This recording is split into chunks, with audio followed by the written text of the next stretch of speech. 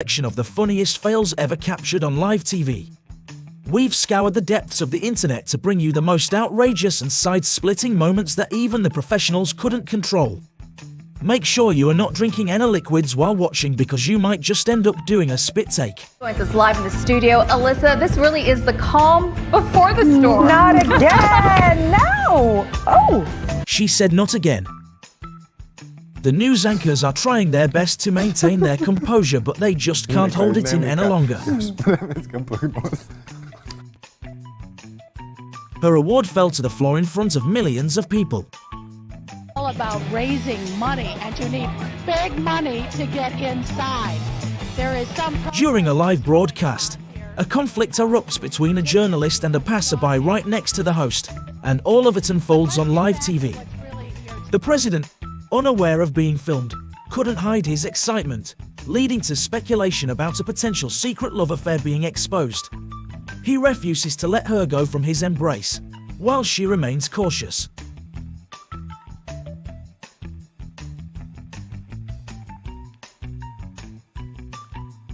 Quick announcement. We're giving away a brand new iPhone 14 every single week. All you have to do to enter is watch the video till the end, comment your favorite moment, and subscribe with notifications turned on.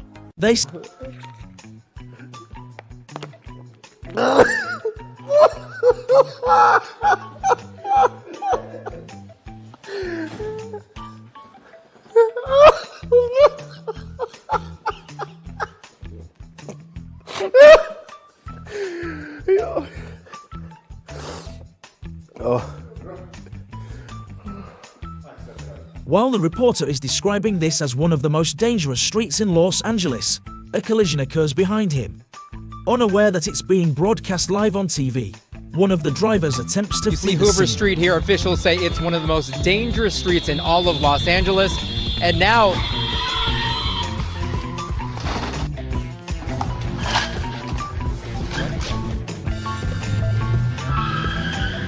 The journalist had been eagerly waiting for a long time to secure an interview with her favorite singer. However, it turned into a dream-shattering moment as the celebrity appeared to be in a sour mood. So you opened the show with an incredible number. How did that go? Great. Thank you so much. Thank you. As a singer, you always have to be careful with your wardrobe during your stage performances. It seems there was a close call for Oko when it came to her outfit. Jen Ortega was asked to showcase her dance moves at the Golden Globe, but she wasn't in the mood for it, resulting in an awkward situation. Can you show me real quick? You was like... Running in the winter, not the smartest idea.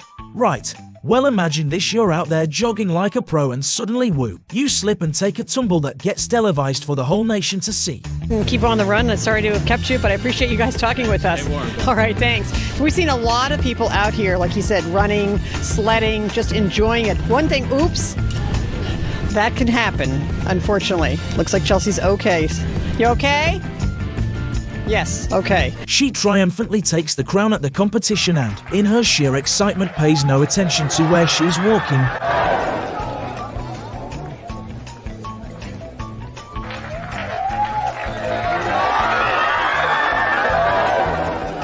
Who needs special effects when you've graduated from Hogwarts School? It's a rare sight to see an irritated Selena Gomez. During a live show, a spider unexpectedly appeared on the camera, causing the host to become startled. It seems that even men can be afraid of spiders, making this footage quite rare and amusing.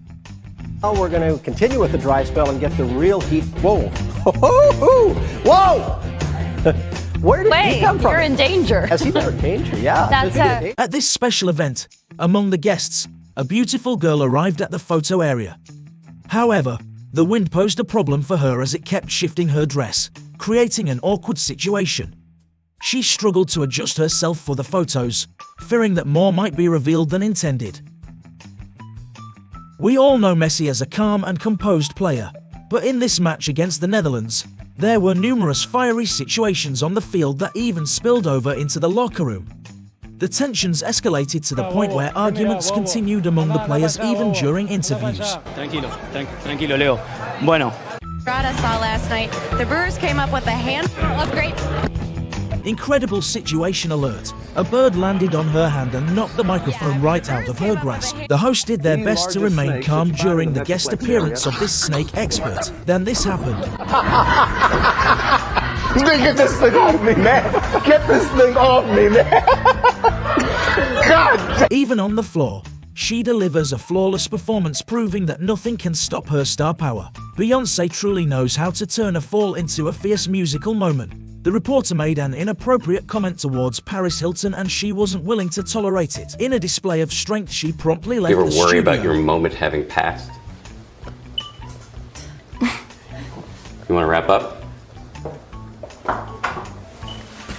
This is a moment she will never forget, but for all the wrong reasons. Wait for it.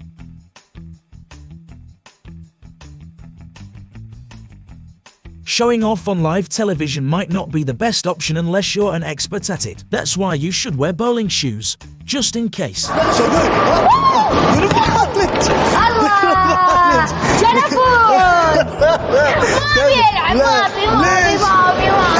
This could have turned out much worse if the reporter hadn't caught her in the nick of time. Look at me grabbing it. I made it. If that's not an interest, I don't know what is. I'm a broke man.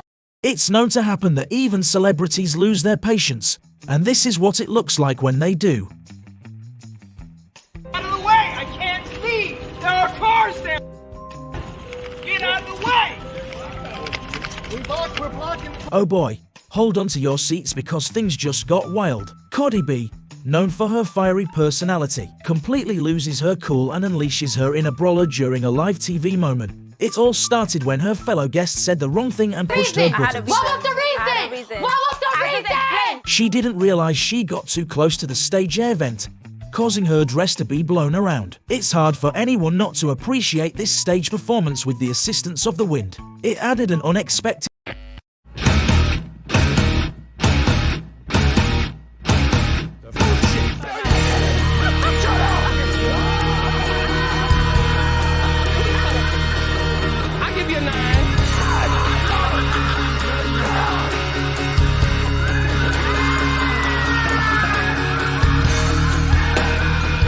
our pal KC Armstrong. Oh, wow. Everybody, let's give a warm welcome to Mr. KC Armstrong. I'm so happy to be here, man. Yeah. For my buddy, KC Armstrong.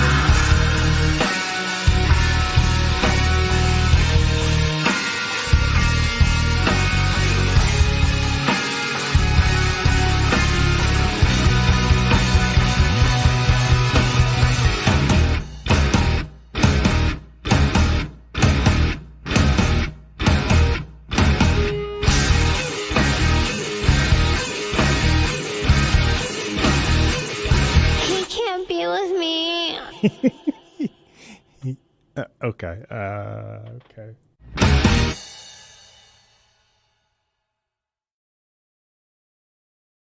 Hey kids, it's time for Steam Pipe Alley.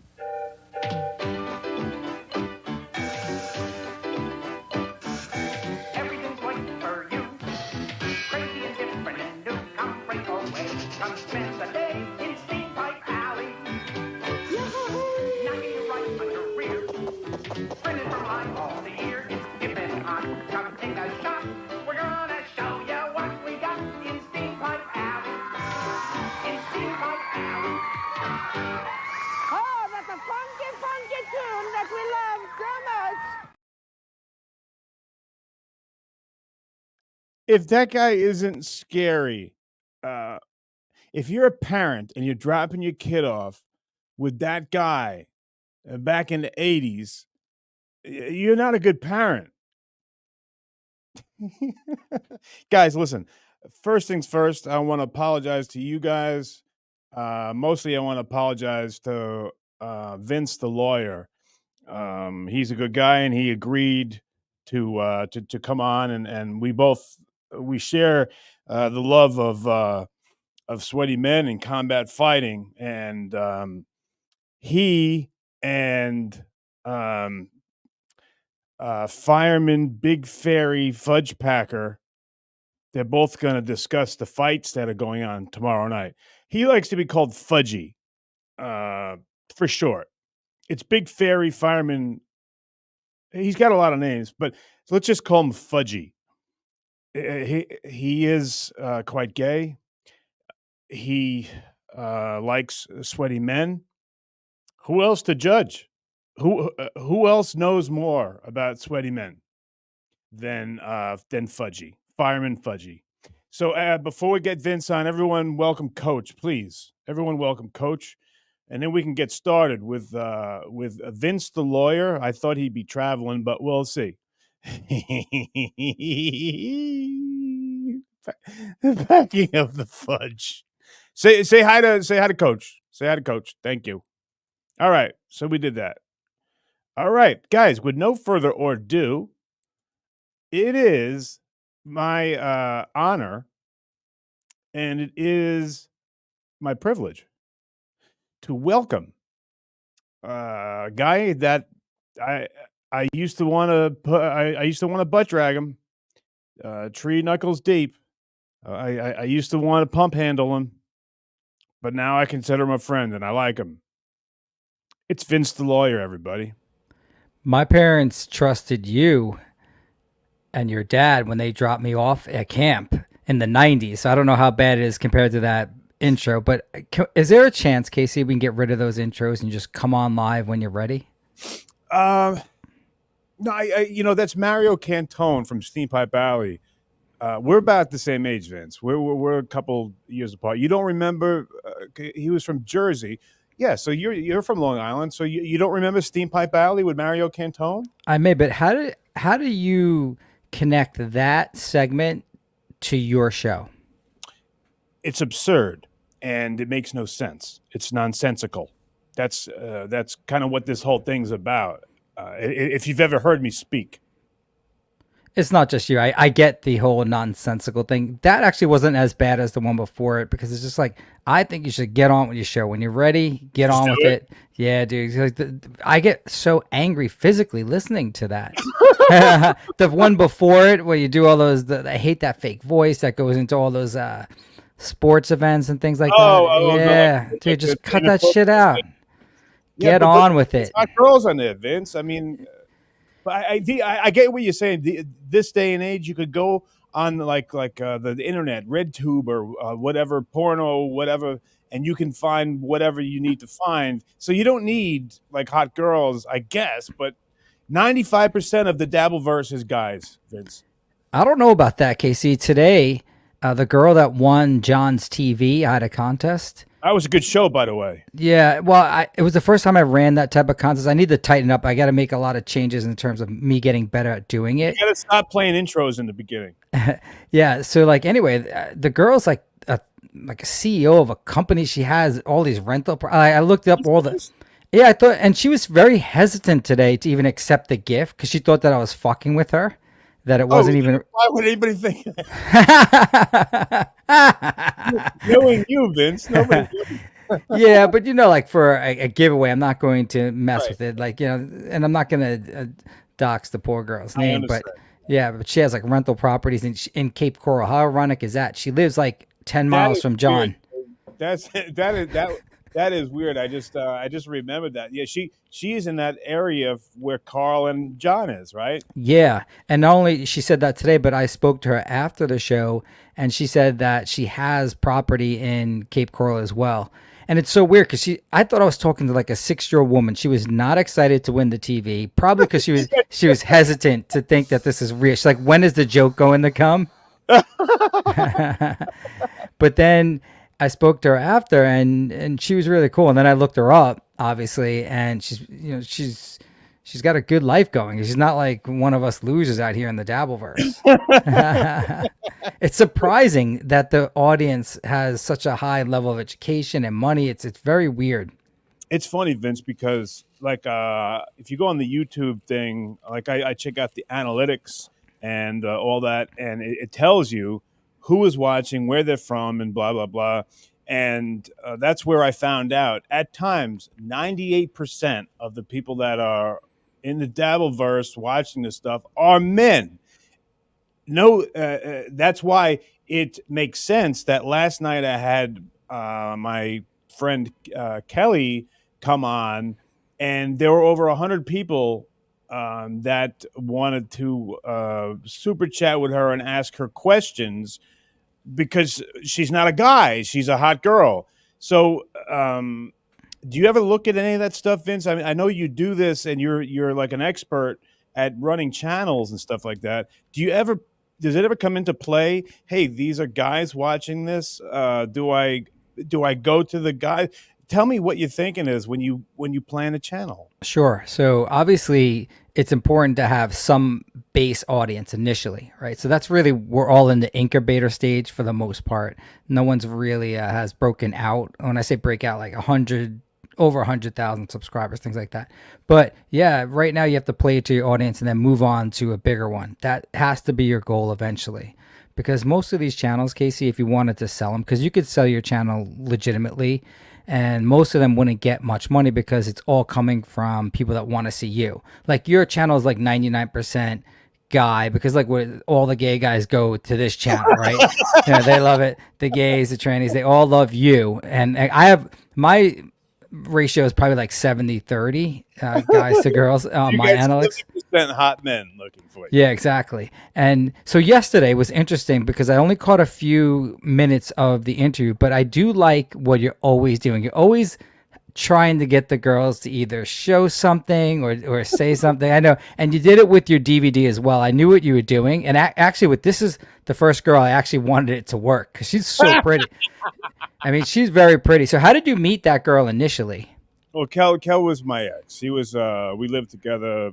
She was, after I got fired from Howard, drove across, and me and the girl that I was with for about a year or two after we broke up, Kelly was my rebound down, and that's when I moved down to L.A., and it was one of those things, Vince. I don't know if you've ever been in one of those relationships where it kind of it goes real good real fast, but it could also go real bad real fast too. It's like you're in a honeymoon stage and then you're not. Yeah, that's called dating a stripper, by the way. I've done it once.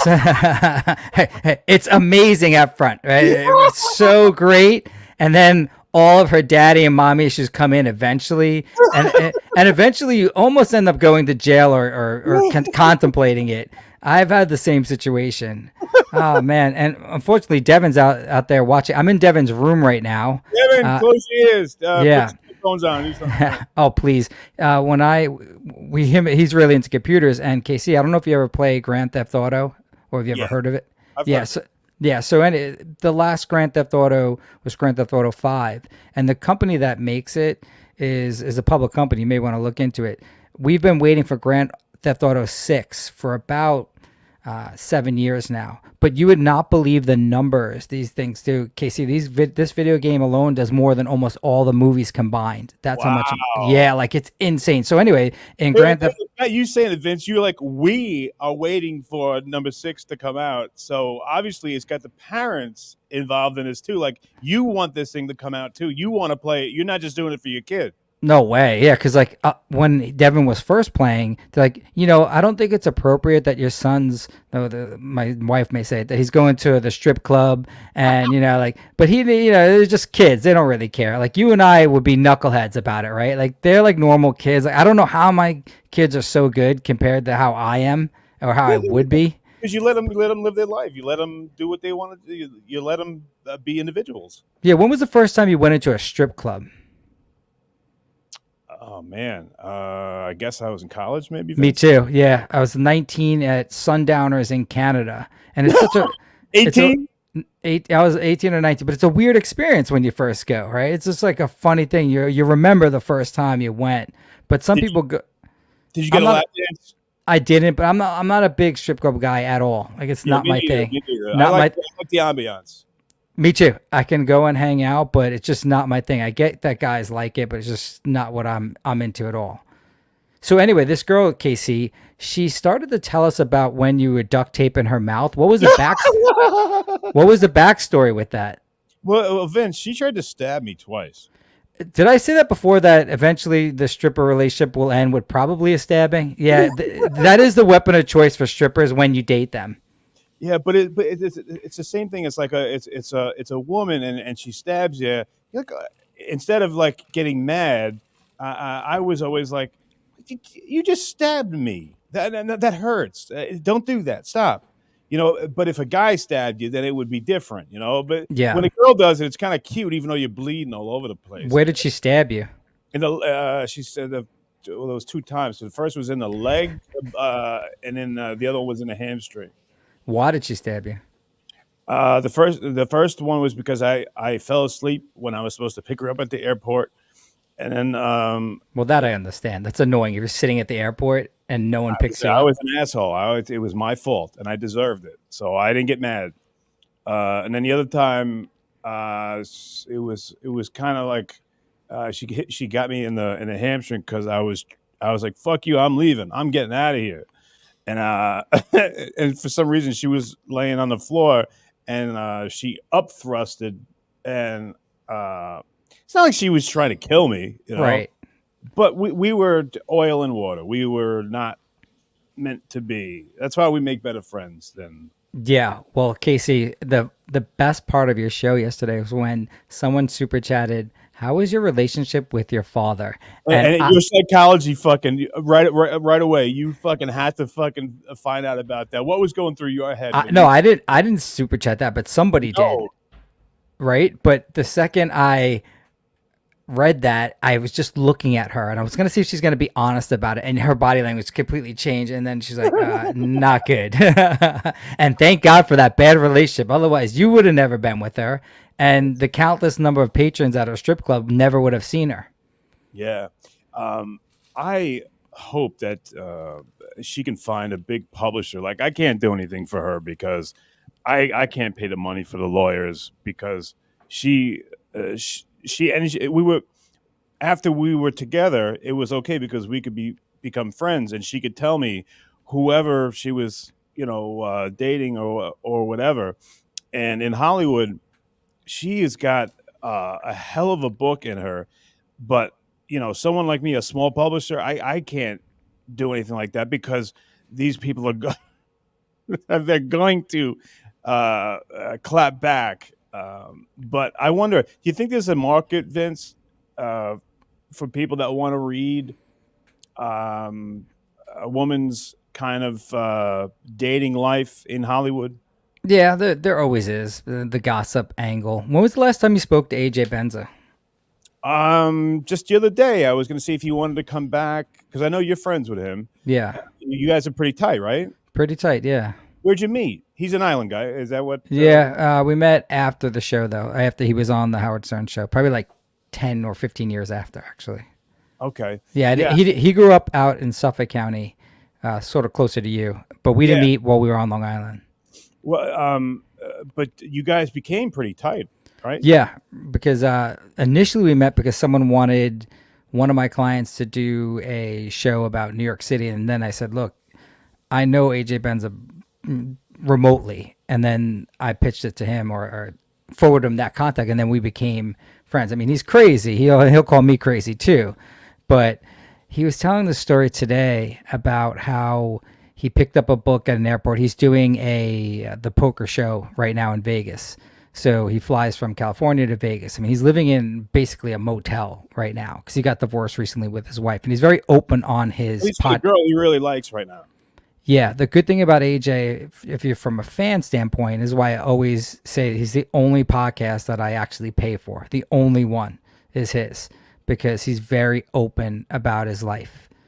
He's not as crazy on the show than he is in real life, but yeah, he's open about this. This is how I know these facts about him.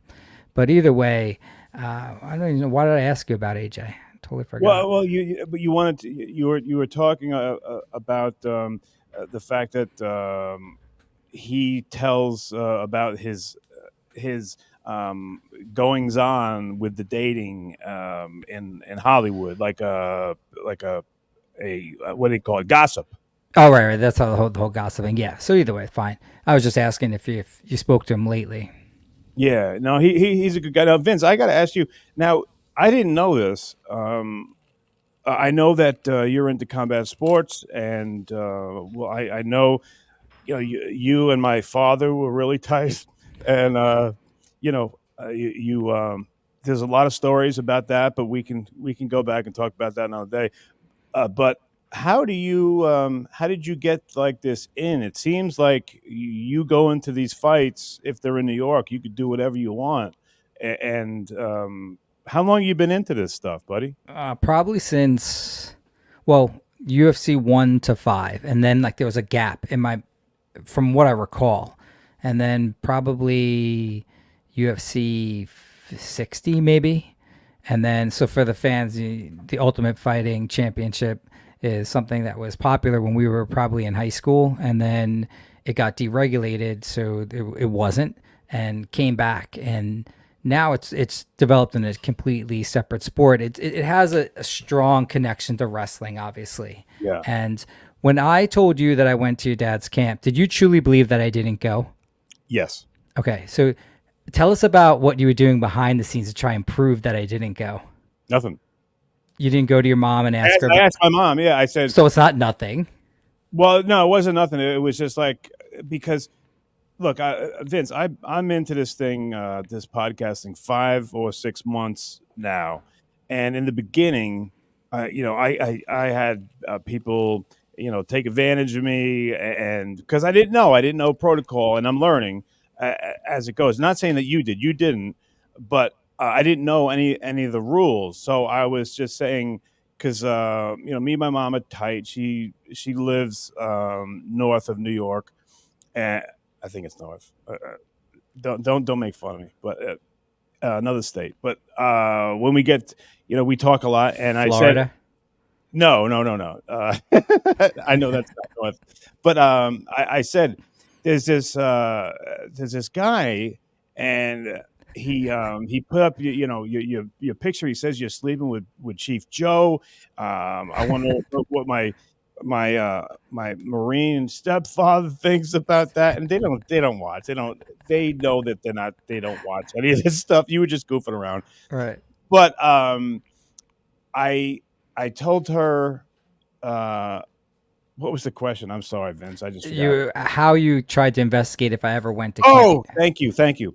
Yeah, okay. So I asked my mom. I said, "Hey, back then, he claims that he's around my age. So around 92, 93, did you guys have? You didn't have computers back then, right? I know you had. I used to see the index cards in those little square plastic thing. Yeah. Do you still keep those? She's like, maybe they're up in the attic or something like that. But I'm like, do you know the coach from Plainview or Plain Edge? Beth Page, or whatever. But yeah, that's we didn't have computers, Vince, so I couldn't just pull you up because my brother was supposed to take over the camp when my dad got sick, but Deidre Keno, that scumbag, got my dad out of there, and he took over, and he got arrested, the coach from East Stroudsburg. So when he took over, did Gene Mills stay at that camp? Vince, Gene Mills was a clinician. He would come in. I know Gene Mills. He was my coach in the summer. Yeah, but did he stay at the camp after your dad was not running it? You know what? Those are people that we kind of well, a clinician has every right to do that. Sure, he does. He's coming in. He's going to show some moves. He's going to work with the kids for an hour or two, and then he'll stay for the week, maybe 2-3 days, and he's out of there. Yeah. But the people that worked for my father, those people, there was one. I almost got really upset. My father was in the hospital, and this guy came over to my parents' house when I was like 18 or 19 and said, where is your father? I want to go see him. And he had worked for the coach from East Stroudsburg, fucked my dad over. And I told my dad what he wanted, and my dad was in the hospital, and he goes, hey, you represent the family and tell him to go fuck himself. So that's exactly what I did. But your mom told me that when that guy went to the hospital, your dad took that guy's hand and your hand and put them together like this and said, squash this beef. That wasn't what happened? Yeah, Vince, man, you got me. And it's the funniest fucking story ever because I never saw Karate Kid. You had to see Karate Kid too. Yeah. It was so fucking funny. After I found out, I'm like, oh my God, you're a fucking asshole. That was the funniest fucking joke. And you were the fucking Mark. You were such an asshole. Dude, I mean, like, it was so weird because, like, you were so mad. And the worst thing you could do with me is show me how mad you are. And every show you come on with that face. And the second I would super chat, you would be so mad. And I'd be so happy, Casey, that you were so mad, you know? And you're trying to block accounts and you're kind of new at this. So, like, I already have 12,000 accounts. So you can block it for the rest of your life. And I'll always have another one. And you have no idea. Dude, it was one of the funniest jokes ever. And I only missed out on it because I was new, like you said. And kudos, congratulations. Usually, I'm always last to get the joke, but really fucking, I'm talking about on the second JV team in this one. Oh, God, that was hilarious, That was dude. funny, dude. Fucking funny, man. So what else what's going on in the KC life? Like, what did you do? I asked you this once before, but what did you do this morning? Oh shit. Well, this morning was I had a couple appointment. My radio station is not on right now, and it's my mistake. All right, but okay, so just focus on, like, what time did you wake up? 8:45, 9. Do you work out every day? Not in the, I can't work out in the morning. I don't go in the morning. All right, so, like, what do you do from, like, 9 to 12? Paperwork, and we're not going into Casey's day because it's fucking boring. I'm just curious. I'm not trying to get anything out of you. You know, like, like I don't know what are you doing all day? You day trading? You're looking at. That takes a little bit, but you know, I'm coming from running a radio station. We know, but I'm just saying, like, what do you do? Like, what did you do today? Yeah, like I said, I had a bunch of appointments, and I got. I'm still in. Over there is the radio station. You should come out one time, man. You should see. Well, you never told the fans, like, what the layout is. Like, when you say over there or over here, like, where are you? Next door there's a whole building, which is the radio station. And after Autumn died, that was kind of around COVID. There weren't as many people. There were about I had about 6 to 8 employees. Small station, Vince. It was small. Autumn ran the whole thing.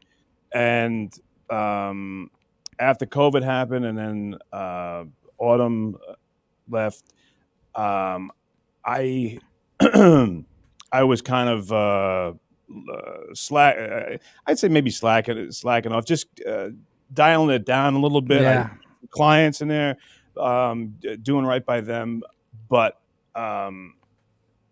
yeah. So, but then when I decided to come on and do this podcasting, which I thought was cool because I didn't have to answer to, I didn't have to be G-rated and all that shit.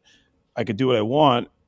That was a huge mistake because it doesn't matter. I'm sure you know, with your experience, I'm sure you know that even if you're in the right, if it's out there, it's hard to either get clients or to tell advertisers why someone's saying the shit that they're saying. Even if it's shit, you know what I mean? And I get that. So, but just like your physical life, the house that you live in now, is it something you own, rent, or something else? The place that I live in used to be a preschool. It's way too. Did you big. go to that preschool? No. Actually, it's so funny because my ex, before I met her, she ran this with her girlfriend. She was with a girl at the time. But all this is boring. No, wait, your ex was with another girl, and then she's a bisexual person. It's not boring though. How do you did you rent this school or did you purchase it? No. Are you squatting there? I'm squatting. You know what? I don't know if you've ever heard. No, I don't want to give it out. But there's a Japanese restaurant. This is all a big I really lucked out because this is all a big business community, but at the same time, I look out for everybody in this school. Japanese restaurant over there. There's a bar and grill over there. There's a hair something over there.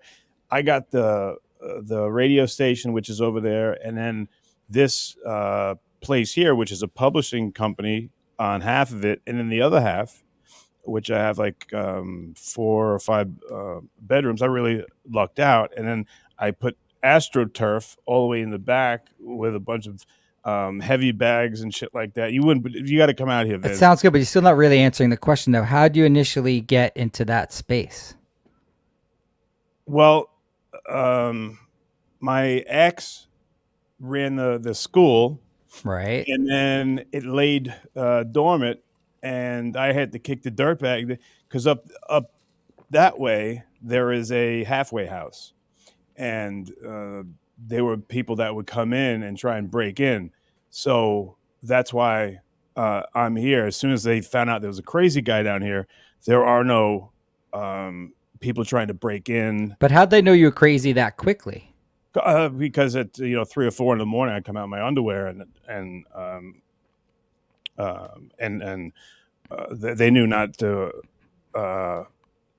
try and do that anymore. That wasn't going to happen on my watch. So I get what you're doing, and I guess it's like you're there as security / live-in super, and they let you stay there for free. No. Oh. No. So I have to pay for both places. But okay. I run a.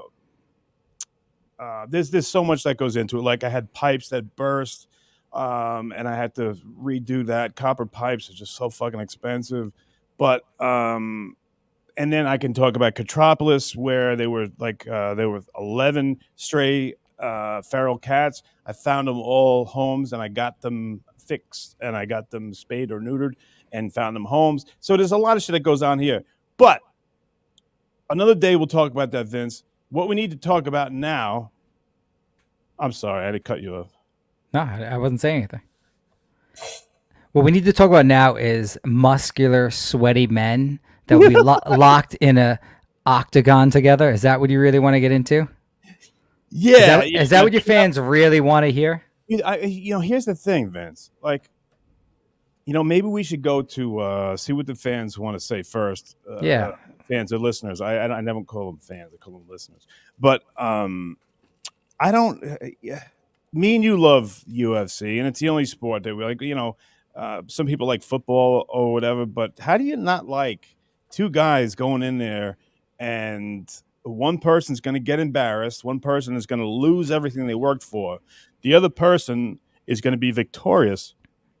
I do not respect those guys, Vince. If you're just a fan. Yeah, it's interesting that you say embarrassed, because I don't feel that way. If you lose a fight or a match or a competition, you shouldn't be embarrassed, especially if you put in the time and effort. In life, you can't just worry about that way, doesn't it? About the outcome. At least I wouldn't have that fear if I'm competing at that level. There were people that died around me. I never cried, but I've cried at losses. Yeah, I know you didn't cry at Coach Armstrong's funeral. You said that on the show before, but that's natural to have some form of. Is that a narcissism thing? No, not at all. Not at all. In fact, like, people anticipate their parents' death. I mean, your dad died young, but maybe somehow in your mind you knew that it was coming. But for me, like, my dad's still alive, but you sort of think it's a morbid thought, but like, you think about what you would say at the funeral, even though they're still alive. A lot of humans don't want to speak about that, but it's a natural thought. And it's okay that you didn't cry. I mean, crying doesn't mean that you didn't care. Both your parents still around? Yeah, they're both still alive. Are your kids tight with their grandparents? Yeah, it's one, like, my parents got divorced later in life, like when they were, I may have told you this, like in the 50s or 60s, where they should have just wrote it out, KC. I mean, there's nothing lamer than being like single when you're 55. Like, just fucking ride it out. My God, I don't know what either was thinking. But yeah, so that's what I had to deal with. I mean, it's always great to be like 40 and dealing with a divorce of parents. Yeah, and what about that thing where people say they stay together for the kids, like that Blink 182 song? Do you think I don't know. Like, no, that's what I agree. I mean, like, for sure, if I didn't have kids, my wife would have been gone at least 10 years ago. Dude, you laugh, and it's funny. Are you an asshole to live with? No, I'm not. I'm not. I don't think so. I would think you would take care of your family. I would think you would be a steady. Maybe sometimes you're emotionally checked out at times, but I would think you would do the right thing for your family.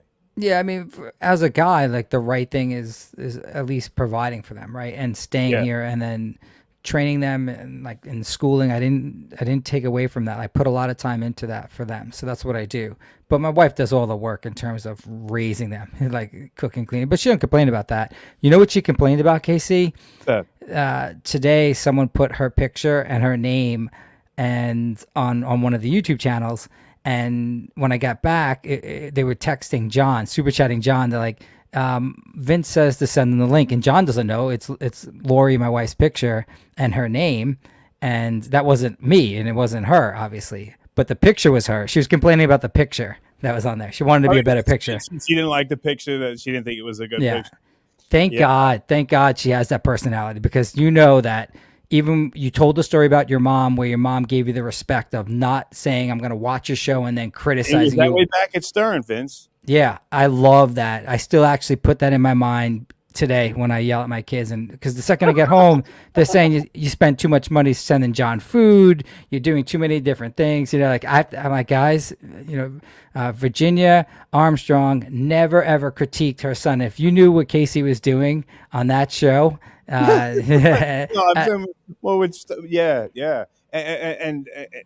Vince, what do they say?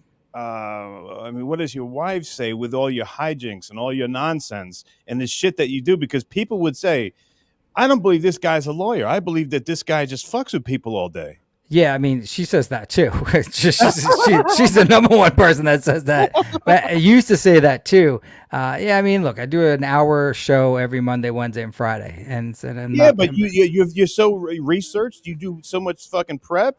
I mean, there's a lot of time that goes in either that or you're a fucking genius. Yeah, and we know that's not the case. So let's get to some of these super chats so they don't fall behind. Oh, look at you! Super chats. That's deflection. I love when you say super chats. No, I told you everything that was going on with that. I got you, brother. We're good. Let's talk to your fans first.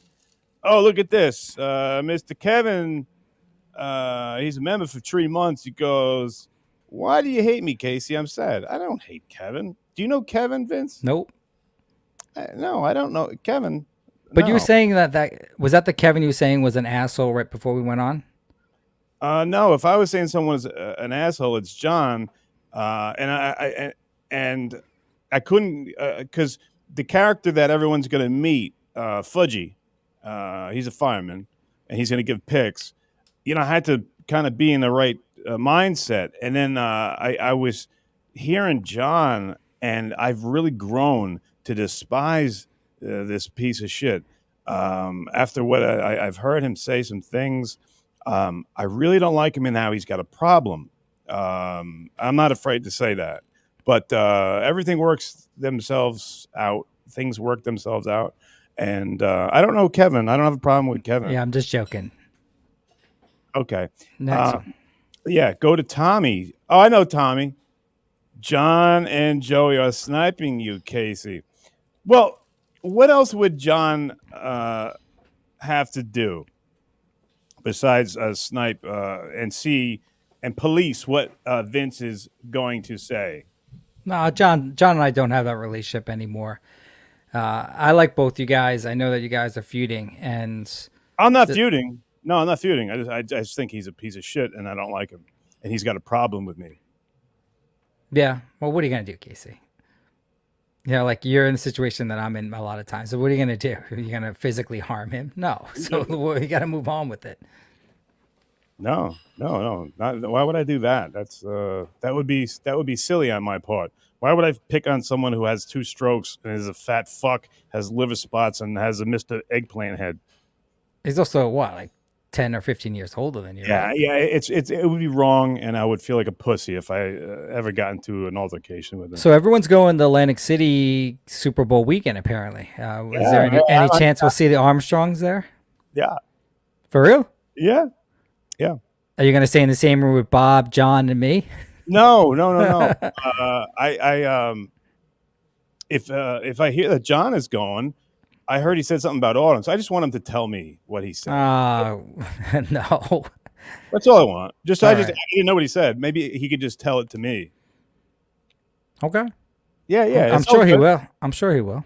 Great. Awesome. I look forward to it. And if you're going to go down, we can hang out. Yeah. Okay. Tommy's a good guy. I like him. All right, let's go to Cage. Hey, Cage, does Vince have Any Negro friends? Yeah, few. Why do you use that word, first of all? Negro? Yeah, is that a bad word? No. Oh, I didn't know. Because you have a black mom, right? Well, yeah, stepmom. Okay. And that's okay to say if you're a white person? I don't believe in discriminating based upon race or skin color. So if someone says a word and we're going to all agree that it's illegal, then fine. But until then, everyone should be able to say every word. Well, the person that you guys are going to meet in a little bit, big fairy fireman Fudgy, he's gay, and I'm wondering if people are going to get mad at the way he lives his life and the way he calls himself Fudgy. Do you think people might get mad? No, I mean, if you have a gay friend, then you can use the word fag. But see, the only people that are really weird about it are white people. Everyone else doesn't care about the words, but white people are. You know this from where we grew up, because I hate saying the word N-word. I hate that word. I hate that phrase because it's assigned to the word that white people... it means beast, right? No, I mean, it depends on... No, obviously it's connected to the word nigger, right? So it's N-word, nigger. But that word, that one word is so great because it flips people out. White people, black people don't give a fuck. We say it all the time. They say it all the time. Well, have you seen Kentucky Fried Movie, Vince? No. You haven't seen that? There's a guy, he puts a helmet on and he goes out into a black neighborhood and he yells the N-word at the top of his lungs and then runs away. And then everyone chases after him. Okay. I would say that might be a problem. Well, when you were in college, you had a lot of black teammates, right? Yes. And then they have no problem saying it, and you shouldn't have any problem saying a word. I also love the word cracker, honky. You know, I like words, but that one particular word flips white people out in public, not behind closed doors, because you know your friends will say it every once in a while, and it's weird when a friend says it, but you have that friend. Everyone in Long Island has a friend that uses that word, not in the fun sense, and you know what I'm talking about. Yes. Okay, and I meant to ask this to John too, because I think Hitman Dan said, and I don't know if it's him, but guys like that, those roughneck Suffolk County guys. I don't know if they're roughneck. If you use that word, a white person doesn't use that word, Vince. Roughneck? You're right. No. The N word. White people don't use that word, just like you were talking about. There are some fucking boundaries. Words are words, like you say. You always say, the power is there's no power in the word. But white people have no business using that word. But I think it's discriminatory to say that someone can't say a word based upon their skin color. You ever been called a honky or a what's the other one? Honky. I like to use honky, cracker, cracker. Well, this is Casey and I spoke about this because I'm very racist when I'm watching UFC fights. Now, if I bet on a black guy and he happens to be fighting a white guy, my neighbors will be crack that cracker ass cracker. My kids hear it. Everyone hears it. They listen to me right now.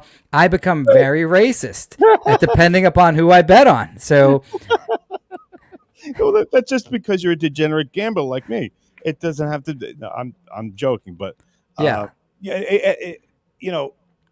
you don't use cracker or any of those words. Honky. Isn't that funny that I just said, like, I can say you don't use cracker, but I don't say the N-word?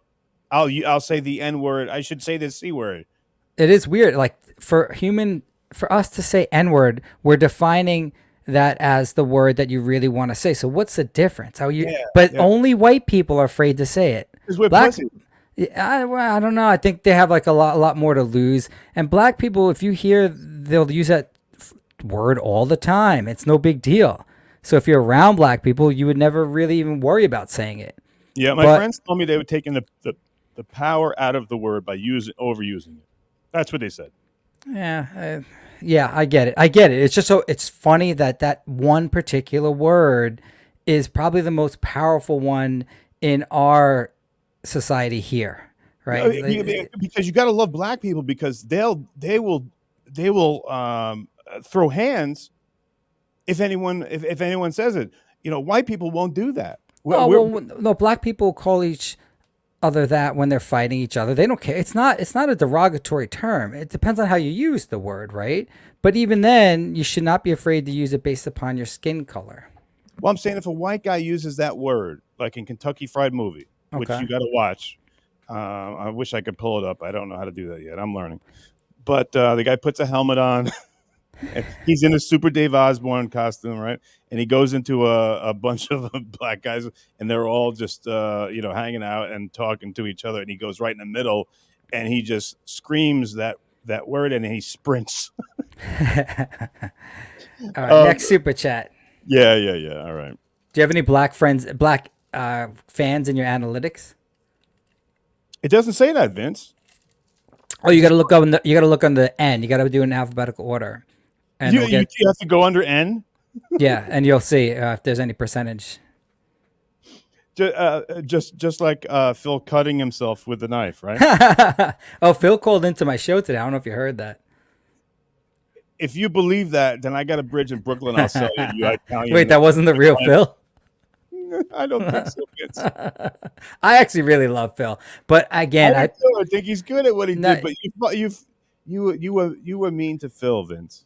I was way meaner to you. And the thing with Phil is, KC, like, I like him, but he has very thin skin, and he projected.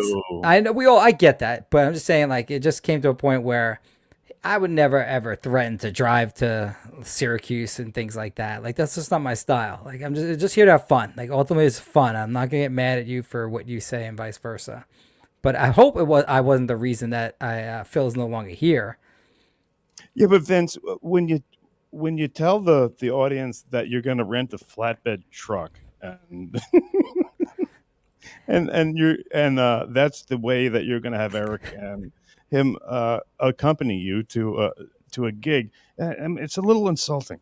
Yeah, but like every day there's jokes that I'm 5'4" or 5 foot nothing. That I work in the midget farm and I do all these things. So everything's got to be relative. But I get that some people can't handle it.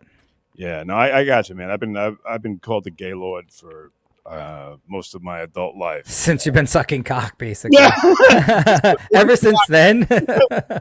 One cock, you suck one cock until you're gay for life. But Vince, it only helped me. But all right, let's go. Hey, let's go over to Cage. Cage goes, does Vince We already answered that. Next one. Oh, sorry, buddy. Go ahead. You got it, Vince. Take that hat off for once, Vince. I have videos with my hat off. He likes his hat. Leave him alone. Leave the fucking guy alone. If that's his look, it's his look. Leave him alone. I like you, Michael. Thank you, though. Waiver. 3 months. AKC. Coach and Vince. Fun. No have fun and laugh. Vince, can you read it? Because I'm retarded. Fun to have fun and laugh. Yeah, basically saying it's better that we're friends as opposed to fighting. Okay. Cool. I'm down. Hey, this guy's great. Do you know who this guy is? Yes. Actually, I gave my lost interest verbal and written permission to use any of my clips, so he doesn't have to worry about any type of copyright. But what basically what he does is rip off our stuff and post it on his thing, but he does it in a great way. But I would never copyright strike that. So yeah, he does a great job. In fact, I'm subscribed to My Lost Interest, and I watch the clips that he puts out there. He does a great job with it. Yeah, he does. He goes. But I don't. Are there height requirements at a strip club? I don't know. I probably wouldn't meet him though. Dude, there's one thing I love about the people that come on here. I think that we all know that you're gonna get your balls broken if you come on here. You are gonna get made fun of. We don't like. At the beginning, I didn't really know because at Howard, there were things you would say, "Hey, I don't want this on the air," and that usually had to do with family and stuff like that. But I think people pretty much know if you come on here, you're gonna get your balls broken if you're gonna be a part of this. Yeah, and it should all be in good fun. KC, I've only ran into one criminal since I've done all this. When I started, besides you, like one real criminal. I said like the people that will have. Everyone has either one crime or 100 crimes, and like there's very few that have the 100, but those are the criminals. You got to be careful. There was that guy that High Pitch hooked up with, who was a full in 2017 when we were doing the live show. This guy came in and infiltrated High Pitch's life. He did pay for him to move out of the flop house that he was living, but it turns out the guy was stealing money, like millions of dollars, and yeah, he was harassing the fuck out of me. I posted my social security number on Twitter. Back then, you couldn't get it off. Oh my God. Yeah, so he's in prison now for like 9 years. He's got probably like 7 left on his sentence. Are you counting down the No, I don't care. I was never physically fearful of him, but he's I know not physically, but if a guy's fucking putting your shit out there like that, I mean, that's not somebody that you want to come out out of jail. You got a family, for God's sakes. Yeah, no, that's he was in Chicago. I'm sure he's not sitting in prison and just sitting there trying to plot a revenge. It wasn't really me. His theft was the biggest thing, and that was separate to what he was doing. But the point is that when you get into those types of people and you have to identify them, there's one thing for us to bust balls and for me to say that you look a little bit like that African guy. So I thought maybe you were related and maybe your mom had an affair. Like, you couldn't take that initially, right? But now that I'm saying it, like, there's no harm in that, right? There's no crime in it. This guy was a criminal, Casey, like trying to get Eric's information, opening up accounts on the people's names. Like, this is like someone who does and have any sense of the criminal law. Gotcha. Yeah, he doesn't care who he hurt. He's just bad news, right? He wouldn't even feel bad about taking all your information and stuff like that. Yeah, it was weird. Like, when we went back through his history, ever since like he was 17, he was first arrested for stealing at Blockbuster. Then by 20, he was stealing from another person. And 25 is the same repeated behavior over and over again. And this is where he ended up. So I think, though, most people here in the dabble verse will go up to the line, but they're not criminals that will take it to the next level. So fear not for most of the time. Fear not that your name is out there or your address is out there, God forbid. Yeah, but is that go ahead. Do you remember that big doxing book they would send around on Long Island? No, once a year, they'd have I don't know if you would get it, though. Only a few special people got it. It was this big book, and it had everyone's name and their address in it. And you can like look it up in alphabetical order. Is this one of Vince's bullshit things? Or no, it's called the telephone book, and it had everyone's name. You never got one of those big things? I can tell you how to rip one. Yeah, right. Feats of strength. But point is, like, everyone's so afraid about their name. Fine, that's okay, but then don't come on here, right? Like, don't put yourself out here on our level, because if you're not willing to do it, then you will end up trying to chase other people. Don't put that up there, trying to get it taken down. That's the negative part of this. It's not all positive. But, Vince, a lot of people don't know that, and I'm saying because I was one of them. I didn't expect that like stuff like that could happen. But when you come on here, all bets are off. You gotta understand that you are putting yourself out there, and there's no going back. Yeah, a lot of times, KC, I'll say, I even give out my address, and my wife hates that. But I do it, and then I have nothing to fear. Like, someone put out my address. Oh, here's my address. I don't care. Yeah, but you're Vince. You're smarter. You know how this shit works. Yeah, but still, I mean, there's obviously a risk to it. But I'm not giving it to, hopefully not to criminals. But like, it just doesn't bother me. The point is, like, when I talk to Phil, and I say it to even Shuli, because I was with Shuli when he first started. He had maybe 1,000 subscribers, maybe less. You can't block anyone for any reason. That was a theme. Obviously, there's some exceptions, but for the most part. So if you look at Phil's show, and Phil's a perfect example. He started to get popular, but then he started to block people. he started to take offense to just like fun jokes. Like I played an old show where I super chatted in as Phil's treadmill, right? And on the treadmill was clothes. I mean, like it's funny. And actually Phil reacted nicely to it. And then I super chatted in as Phil's stroke and I asked him if he was available next Monday at 7 p.m. And he took it kind of in stride. You just being a dick. You just being a Yeah, dick. but you That's know, what like we do here. and he was getting paid for it, and it was fun, and like there's no crime in that. And I was like, it was fun, but towards the end, Casey, his true colors came out. Not that he's a bad person, but he was just too thin-skinned for this atmosphere. What do you think drove him off? Do you think that he felt that his privacy was kind of endangered or put out at risk? It's a great question because he's been on the internet for 10 years. People have been making weird claims against him, and he's been able to. Yeah. Yeah, and he's been able to handle that. So that's why I don't believe that it was me necessarily. Maybe it was just that this is intense. This level every day dealing with myself, everyone else in the Dabbleverse. You know, it's intense. So if you don't have a good personality where you can take a joke, then it's going to be tough.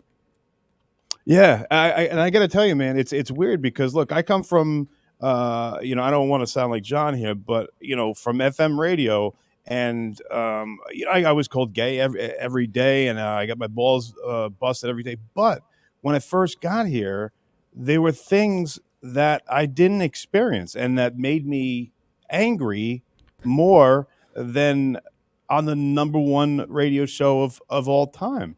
Does that make any sense? It does on some level because, I mean, people don't recognize the fact that you were so much popular in every one of these Dabbleverse combined, right? Like you were exposed to 10 million people in a morning show. Right. Any douchebag with a computer and an internet connection can now broadcast. Yeah. And now you're put down below them, even though you've been exposed and are so much more popular than them. So that's the thing that you got to keep working on. You're doing a great job now. I mean, like now you're getting your groove on it. It's nice to see. I'm learning it. Yeah, Vince. I'm learning, Yeah. how it works. But yeah, I mean, it's weird. Like I guess when there's millions and millions of people that are goofing on you, it's less intrusive than a couple thousand. Does that make sense? Totally, because when you're in that radio studio, it's a weird thing. There's no one looking at you. Right, you don't even really know who's listening or if anyone's listening. I know, and not that I was on your level, but even just physically being there, you don't know what the hell is going on, just talking into a microphone. But here, everything is dissected the second you say it. There's pages devoted to, because the internet wasn't that big back then. It just wasn't really. Now it's very intrusive, so you got to be able to deal with that. Yeah, good point, Vince. All right, let's next super chat. Let's go. I like the way you say super chat. You mean Brennan? Yeah. I called him a panhandling nerd, and he had a good sense of humor about it. But he does have a lisp. He likes to do super chats. Well, you're a panhandling jock, so get on. Yeah, right. I'm the same fucking thing. Tom Evie got $5 super chat. Vince, stop being difficult. Why are you being difficult, Tom? Why do you think he's being difficult? This was probably like 30 minutes ago. Do you know Tom? No, but I did see it come up when I was asking about your living situation. Oh, okay. We got Cage.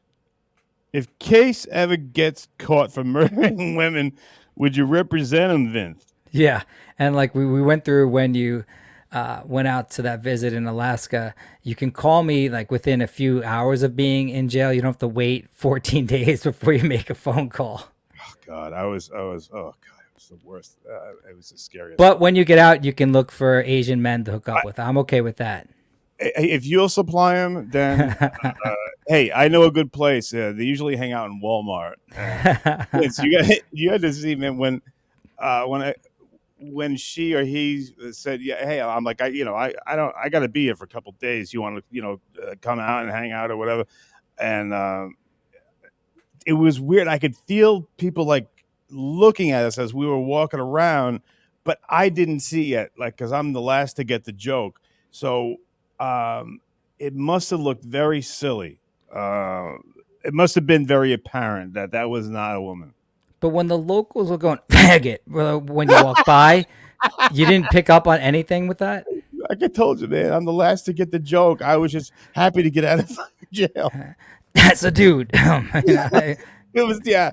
But people were looking at us weird, man. It was, I should have known. Yeah, we just did that. Hey, oh, it's Dr. Chow's. You got this one, Vince? I love Dr. Chow. When are you guys coming on Mir Musk? Whenever they want, man. And KC, I always loved how you were mad when John charged them. Now, I get John's point, but these were younger guys, and if the Dabbleverse is going to continue, we need the younger generation to be supported by our generation, right? Because if the Dabbleverse ends with us, then it obviously won't go on. But these are younger guys. KC, they don't even know who you are, really. Like, they never... I know. And right? They made me... I never laugh out loud. But when I forget, maybe I don't think it was... Chow was just fucked up the whole time. He was kind of oblivious, and he was funny. But then Musk, he just fucking got belligerent at John. Fuck you, John. Yeah, like together, I love their vibe, and I don't use that word often, but yeah, it's good. I mean, it's good, and they need our support because they have no idea how big you were at all, and it's crazy how big you were. And if you listen to Kelly, she said I was, decent. Yeah, like 8 inches. They had no idea about. When did you start taking steroids? After you can't take them in college, they test you, and isn't it? It's funny how the people that you would expect that were doing that stuff never get tested. Just weird. But I never got tested. No, I did get tested in college, but I never took it in college until afterwards. But I'm on it now. I take testosterone. Yeah, but that's not the steroids, right? There's a difference between. No. Test is the main one. Cypionate. That's the main one to get bulk. I'll talk to you off the air. But then how are you so skinny? It reduces your body fat and just gives you lean muscle. Your bench is 315. If I put you on the shit that I can, if you go to your doctor and you can get, your shit will go up, 20 pounds, and you'll have more energy, more sex. It's fountain of youth, HGHs. But we'll talk later. If I want to gain 3 inches of height, which elevator shoes do you recommend? Casey had these big ass elevator shoes when I saw him. He's like, these are combat boots. I'm like, dude, combat boots on like this thick the inches were on that sole, and I took a picture of it too. That was creepy that you did that. I know, it's great. But I used to wear these shoes that had buckles on them, and I think they had bigger fucking things. I liked big combat boots. But yeah, you have every right to call me a faggot. All right, Buck Naked. He's got a super soaker. That's cool. he's gonna Chilito to Guido. Nice, Buck Naked. Thank you so much, buddy. Tommy, you're the best, KC. Love you, brother. You are 10 times funnier than John will ever be. I love your show, man. You're the best. Keep it up. Keep up the hard work. Tommy, you're a good guy. And John is just a horrible, horrible person. Next. And, yeah, Vince don't want to hear that, but he's a fucking piece of shit. My kids are watching. They love Uncle Johnny. No, kids. They hear a lot worse. Don't worry. Your father will tell you what he believes to be the right thing. Uncle Casey will tell you he's a piece of shit. Leo Gunn is awesome, and he goes, Vince, you send John too many deliveries. Can't possibly eat it all. How about sending some to Joey C, the baby goat, instead? I think he would appreciate it. What say you? Whee!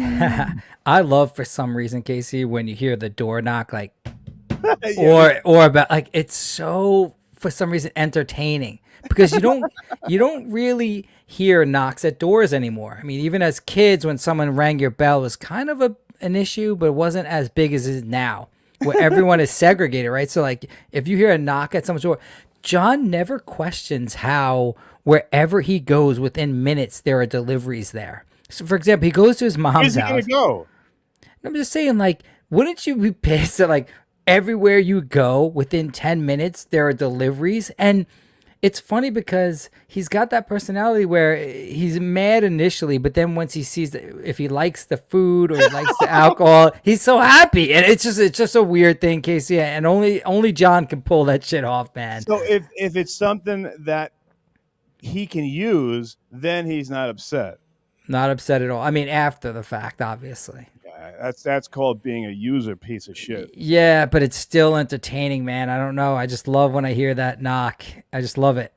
Yeah, I like when he keeps sending them O'Douls. I can't watch that fucking disgusting Mr. Potato Head, Mr. Eggplant Head. But when Carl and when Shuli, when those guys put it in like a package and they comment on it and make fun of it, it's so funny. It's like because he's not putting it on. He's not doing shtick. This is the guy. This is John. This is who he is. And it's great. It's great when people poke fun at it. But you're on a different field than I am. You're on the 50. I'm on the 30. Vince. Richie's my boy. He's a big fan of yours. He goes, Vince, big fan. What are your thoughts on Casey's wild Alaska stories and playing Scrabble with girls with pins? I'm just looking for God's mercy. I am too, and I'm sorry. Yeah, so I guess Alaska doesn't have a lot of women in it. Just the ratio from men to women is very no, seriously, like technically. So Casey must be the luckiest guy in the world. He gets out of jail smelling, and he finds the one single girl in Alaska who just happens to be at Walmart. So we know that Casey used any type of technique to get the girl in the room. Unfortunately for Casey, he was a guy. Now, I do believe that you thought it was a girl and not an Asian guy. I did. But somewhere in your head, you had to know that something was off because it's just nature. Vince, I did. I told you, and I told Howard, there was a time I didn't understand. Like I told you, I'm last to get the joke, but I felt stubble. I kissed the guy, and you liked it. I loved it. It was fucking awesome. It's crazy though, Casey. Richie, you're a dick for bringing it up. Thanks, man. But think about it. How many of those people would get killed because guys can't handle that they just kissed a guy? That's what I told Vince. I told him that because I only learned about it when this dude wrote me the letter.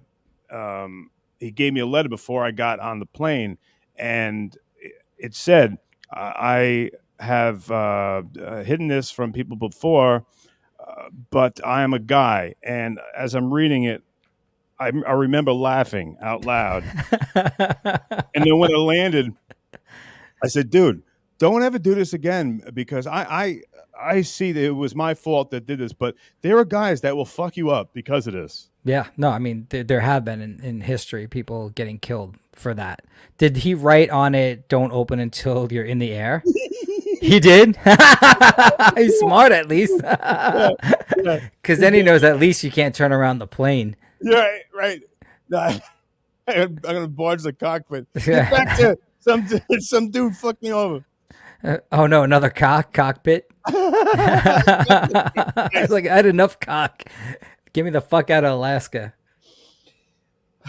It's a beautiful place, though. All right, here we go. Let's go. Leo Guns. That's my buddy over there. Vince had Phil taken away from the Dabbleverse on the back of the flatbed. Now that's a gangster. Was that your plan, Mr. Vince? Not at all. And I don't even like making fat jokes unless it's sort of in fun, so that's just my style. Of course you don't. Yeah. No, I can't say I don't. Calling him. You son of a bitch gave away my whole premise there. And I love that you were so serious about it too. Like I figured out like yeah, like you were so mad. I didn't figure out the obvious thing that everybody fucking knew. Vince, I could be a fucking moron. No. Okay, I'll admit it, but that was quite moronic. But it must have been funny when you're like, Damn it! Don't give away my secrets. I mean, you would not believe the intelligent level of our fans or fans of the Devils. They're not dumb, man. And like, especially that girl today that won the TV, I was expecting to look up like a 65-year-old woman. And it turns out she's a really successful, intelligent 37-year-old who's a fan of the Dabbleverse. Her husband's like, "You're an idiot." I get that from my wife. But like, it's weird when it's a girl because like, usually my wife and they're all making fun of me, looking down at me, but it's funny to have someone that's successful and she's pretty and she's young and she's got to tell her husband, "Look, I like the Dabbleverse." Actually, she called him up. She told me, said, "I won a TV." He's like, "You know that it's all a big scam." Like, you know, because he doesn't know. It's weird when people that are outside of this world don't understand. But Vince, that dry humor, like reading it, like I like a lot of satire. I like to read like Jonathan Swift, and do you remember what he wrote about like the Irish potato famine? About it turned into cannibalism. It was a whole thing. It represents satire and your type of humor. You would like it. Check out Who is it? Jonathan Swift. Jonathan Swift about the Irish potato famine. But people don't get, and I'm not that bright. I don't get half the jokes. You're like Dennis Miller. Sometimes you don't get the jokes until a couple weeks or a couple days later until someone tells you. Remember when he did that thing on Monday Night Football? Yeah. I mean, bad move. Well, yeah. Sometimes you don't learn that a guy is a cock until a few days later either. Yeah. Yeah. When you're reading it on a plane. Did you hit the button? Like, is there a button up there for that? I'm an asshole. You would have to. I mean, I know you're an alcoholic, but like, you had a drink when you read that. Yeah, I was probably. I was brokenhearted. You really missed the cock. So I would take anything at that point. Mm-hmm. Yeah. Stewardess. Someone's being mean to me. Turn this plane around. How does StreamYard work? Does it show you how many super chats in a separate section? Yeah, you want to. We got probably about. You want to go through them fast? Yes. You got to get going. No, I don't think I was just asking because I never use StreamYard. It says 23. We must have done like 10. So, and then the people that do the chats, I like to get to too, but sometimes it just takes too. No, too you long. can, dude. I was just asking from a technical standpoint. Gotcha. What you're looking at. Yeah, you can't see what I see. You don't see this. I only see the gay porn to the left and all right. Well, the Grindr app open. I see that. And just enjoy that, and don't make any. Don't tell anybody about it. All right. Wait, Buck Naked wasn't. We just did something about. Did we do this? Yes. Yes, and then And then Leo Guns came on. So doesn't StreamYard say that, or indicate that you already read them, or? Well, I just forget where I go. Buck Naked, he became a YouTube member, and then Michael KC. How did we go from that hot broad last night to this thumb-looking?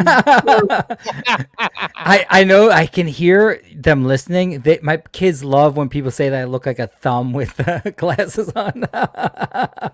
Yeah, they're always gonna get the best of us. But good one there, Michael. Ace goes, "What the fuck? You're a squatter now?" And I don't know if any of that's untrue. It's not a nursery. It's a preschool. It's a preschool. I'm a squatter in a preschool, not a nursery. No. Yeah, no, I have to. It's worth it though. I'm fucking very grateful, and I'm very lucky. Noga, KC, what was Kelly from yesterday's Instagram? I think you spelled her name wrong in the title. I did, and she let me know about that. Her Instagram is Lynn in the middle, so it's Kelly Lynn Connolly. What was her stage name? I don't know. I never saw her on stage, but she was in Playboy's not around anymore, right? Oh, sure. Well, you can go and you can find her on there, and you can bragger. No, I'm just saying that she's a nice girl and she's beautiful. Oh, the dude that claimed to be your business partner that's working at Kentucky Fried Chicken, he claimed to have a roster or saw a roster of women that you hooked up with. Were you keeping a spreadsheet or something? If it's funny, it's funny. But no, that guy is a. I don't even fucking comment because if any of it was true, they're like, oh fuck, he got me on something. But he's just a piece of shit. Well, dude, that part, that's true. That part you want to be true. He said that you. Oh no, maybe he just said you had pictures of girls that you have hooked up with in the past, and some were celebrities. So. Yeah, you can go to whodatedwho.com. No, I'm just asking though. Did you have a collection? Yeah, on whodatedwho.com. Yeah, that's like anybody I've dated. It's on that website. Well, who's the most famous person you hooked up with? No, I wasn't with. Besides the Asian guy. Like if you had like. So I guess like if I had to answer for you, I would say maybe Andrea from Miss Howard Stern. I guess like in that Howard Stern universe. Yeah, but like, is there anyone that we don't know about that's famous that you hooked up with? No. I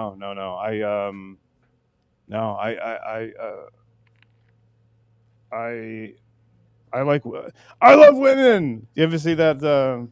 What's that? Mallrats. All right, Casey, shut up. Go to the next one, you dumbass. Here we go. Oh, it's Dom DeLuise. He was in a Pete Townsend song.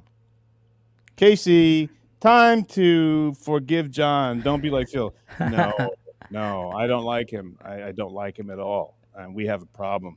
You don't talk about my friend.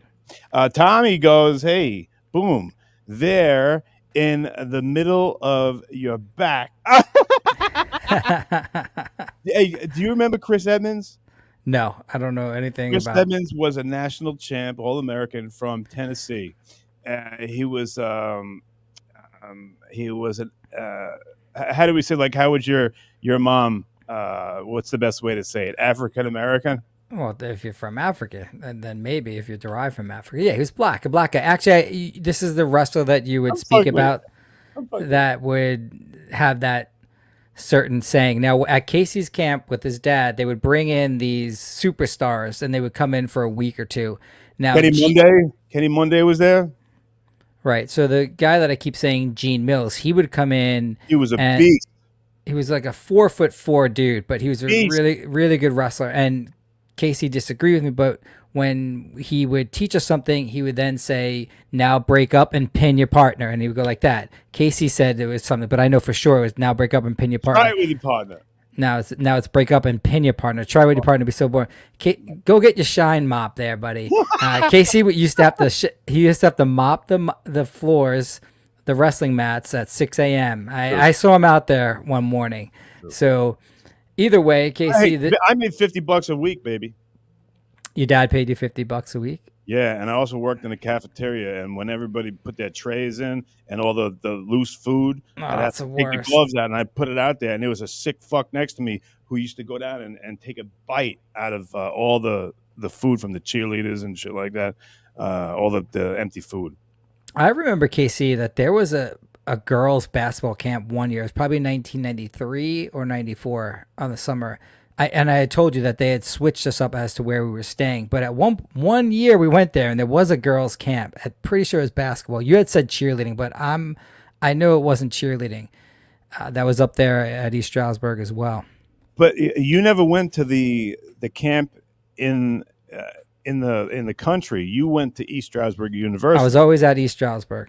So they were always like students doing like summer class and maybe they had cheerleading or basketball. But if you went to the old camp, there were cabins, and that's where the real gay shit happened. Yeah, exactly. There's all guys, not even a girl in sight. It was awesome. It was fucking great. Vince, we had a trough. When you go take a piss, you'd have to go out there with your flip flops and get over all the rocks. And then you'd have do you know what a trough is? Yeah, you see them at the old Yankee Stadium. They used to have them. Yeah, my kids have no idea what it is like, dude. No clue at all. To the piss of it. Yeah, this is getting quite gay. So let's move here. Tammy goes. You read that one, I think. All right, thank you. Dom came back and he goes, "Hey Vin, have you ever paid for Whoopi?" Dom, I can hear my echo from my kids and wife watching about 10 feet away. Absolutely not. I would never. Actually, I actually haven't. Yeah, no. Have you? I swear. I swear. Never even came close to doing that. Once that happens, I gotta throw my cock in a peach basket. Okay.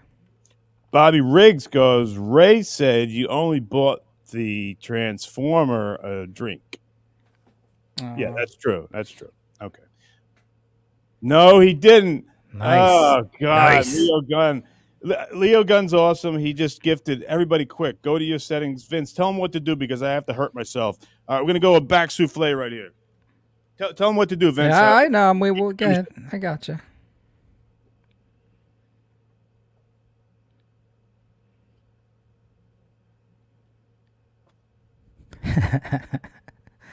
See, kids, this is what happens when you drink or use drugs. You would not believe how famous this guy was. Went the wrong way. Yeah. All right, I told him how to accept the memberships. Thanks. Thank you, Leo Gunn. All right, Vince, here. This is your swan song. Dom DeLuise goes, Vince, who is the repeat caller on your show with the obnoxious New York accent? Every one of his calls is hilarious. Don't call Phil a hippo homo. I don't know. There's some people that call in from anonymous numbers, Casey, so I only see the phone numbers, but they can block them, obviously. Sometimes people call in with my number, so they spoof my cell phone number, and it calls in. That's always great. All right, Vince, I know I've kept you for a long time. I got to give my picks. You can hang with me if you want. Fudge, Fireman Fudge, is going to give his picks. If you can see Fireman Fudge. See, my kids watch the show. So they don't care that there's a balloon. They bought Uncle Johnny balloons too, the Magnum, the big balloons. They're fine with that. But Casey, they watch the puppets. The kids, the guys that became pretty popular using those puppets on YouTube. Like I told you before, the Jeffy puppet and that one too. Yeah. You've seen this guy before? Yeah, I have. Should he take his nose thing off? No, it's fine. Okay. All right. All right, first fight. Okay. Do you have the thing near you, or do I gotta get my phone? You want me? And I want you to know, Fudge Packer. I mean, Fudgy has.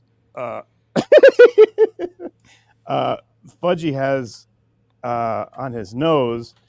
This is a balloon that he just.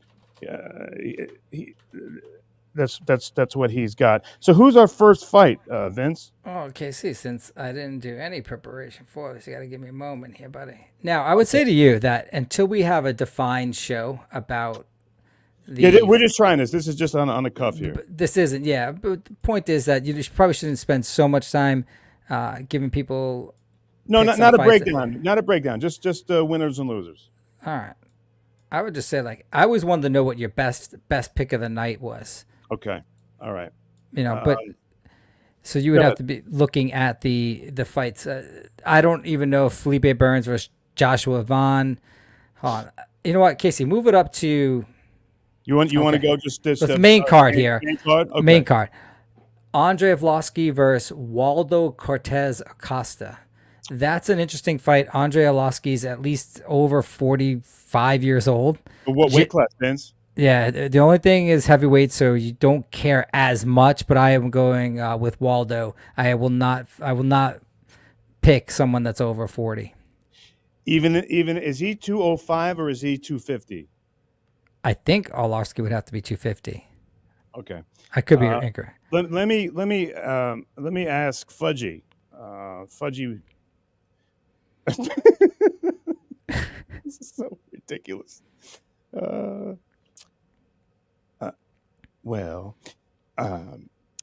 Arlovski has chest hair, so I think I'm going to vote for Arlovski. That's not a good breakdown, but okay, that's what we're going with. Next fight is Phil Hawes. I think he's an old wrestler versus Bruno Ferrara. Do you know any of those? Phil Hawes is, he's a wrestler. Well, Phil Hawks, now he sounds like Kevin Brennan. All right, I'm just going to talk like me, and then we'll get it going next time we have more time. But come on. Phil will gas out. He has a record of doing that. His opponent is also a wrestler. It's two wrestlers, I believe, but this is not going to last. I would take just going under. I just can't look at this. Look at this one. He's got a fucking a balloon. Sorry. Mario Who do you Bautista. like? Who do you like? Yeah, I agree. I don't like any of them. But if Let's go we do, under. yeah, Mario Bautista versus Ricky Simon. Oh, there's my fight of the day. Go ahead. Unless you got something. Nothing. Simon he's got enough wrestling to beat this guy. What kind of it's not getting my face here, but Simon was I believe if he is the here we go. Okay, so he is oh come on. What's the odds on this guy? Hang on, that's what I'm looking up now. Yeah, I think I got it right here. Okay. Basharat's fighting Schmellensberger. Come on, you French fuck. Simon is -175. Okay, yeah. So I'm going to take him for his wrestling. Yeah, Okay. I think that's my number one. Next is Jim Miller, who is a old. He's a little long in the tooth there, Vince. Yeah. I think you might be younger than him. Yeah, I think I am, but he hasn't lost in a while. Every time you go against him, he seems to win. So he's at -148. I probably would shy away from that. I'm still not going. How old is Gabriel Benitez? Let's see. Benitez is a lot younger. He's 35. I mean, what great preparation and analysis we've done. I know. This is fucking great. We didn't know that we were going to bullshit for an hour and a half first. Yeah. But God damn it! Turn off, motherfucker. What is that? That's my organ. All right. All right. Here we go, Vince. Everybody, I apologize. We not we might do a show like this, but not like this. This is Come on, give your pick already. On who? Jim Miller versus Gabriel Benitez. Benitez. Okay. Last one. This is interesting. Johnny Walker versus Magomed Ankalaev. Big. It's chalk. It's chalk taking the Russian, but if you saw them fight, they fought almost one round. Last time. Oh shit, nice. I hit something for 655. Beautiful. Maganov, how do you say his name, Vince? Yeah, you got it right. Maganov. Magomed. You don't know that Johnny Walker is 6'6", dude, and he's athletic. The guy does backflips. I mean, one thing you look at when you're picking fighters is you want to look at athleticism. Fighting is very athletic, and Johnny Walker, being 6'6", 200, I think he's 250. Yeah, 250. Doing a backflip or doing the worm, and he hurt himself doing the worm one time. The worm. After the fight, he hurt himself. But the first round of the fight, it almost wasn't competitive. The Russian really had his way with Walker, and even though he's chalk, I would take the Russian on this one. Vince, absolutely, 100% agree. You can bet everything you can on that guy, as much as you can. Why are Russians so dangerous in this sport? Mainly because they have a strong wrestling background. And we're not just saying that because we're biased, right? I mean, it's a real thing. Yeah, for certain. So you take the best striker ever and you put him up against a wrestler. Do you? Is there any question in your mind? Well, anything could happen, but will a good wrestler beat a good jiu-jitsu or a good striker? Generally, yes. But we bring up a point about all these tough guys in the Dabbleverse. Everyone's threatening to fight everybody. This is KC, like where you and I were always on the same page, although I couldn't tell this to you because you're always mad. But fighting is not something you should look to do. And the toughest, not at our age, not at any age in theory, because what do you have to really gain? And it doesn't matter. You know that you can get hit by a female, and if she hits you on the button, you're going out. So then what are you going to do? So what was the whole point of this, right? And everyone's like, I don't care about fighting, and I don't care about getting punched. You should try to avoid it at all costs. Vince, it's a great point. I'm glad you brought that up because there are some people in our little microcosm here that I would put money down saying this person has never been in a physical alteration, just like the guy that didn't want to pay you rent or something like that, and you came up and you launched the guy, and he went like a couple offices down. But if you've never been in a fight, it's probably easy to say, hey, I think I can compete with someone. But until someone puts their hands on you, until you've been hit and until you've been gassed out, you don't know what you're talking about. And it's a really rude awakening when it does happen. And I don't want to be there for you when it does happen. You're taking advice from a 47-year-old with a puppet and a condom hanging from his nose. So you know that it's great advice. It's like right in the camera. That is so great, man. You see that, kids? That is awesome. Come on, next super chat. That was it? No more super chats? With a super chat. No, he didn't. Leo Gunn's not going to hurt me again. Leo Gunn is building this channel. Here you go, Vince. Buck Naked goes, KC, Vince loved peeing in the troughs because all the dudes' pins were mouthful. Love you, Vince. See, like, CKC, like, this is the difference from your first show to now. It's like, yeah, they're saying that I'm as tall as guys' mouths peeing in a trough, but I'm not mad about it. Like, it's okay. That's awesome. He goes, thank you, Vince, for the knife safety video. That was next. Even Fudge is giving you the thumbs up. All right. So next, let's go to Blackface Jimmy Kimmel. Will you ever have Chad Zumach on the show? Vince, you answer first. No, but has anyone ever been offended by blackface authentically? No, Vince, I was the Fat Boys when I was in like third grade, and I asked my best friend who happens to be black, and he said intent is what it is. It's intent. If you were kids dressing up as the Fat Boys because you like the Fat Boys, there's nothing wrong with that. Why would anyone think there's anything wrong with it? It's such a made-up anger. No one in the history of our country, in our age group, has ever been offended if someone put white skin on or black skin to be a costume or be someone else. I don't even entertain the bullshit. But right. Chad Zumach, no.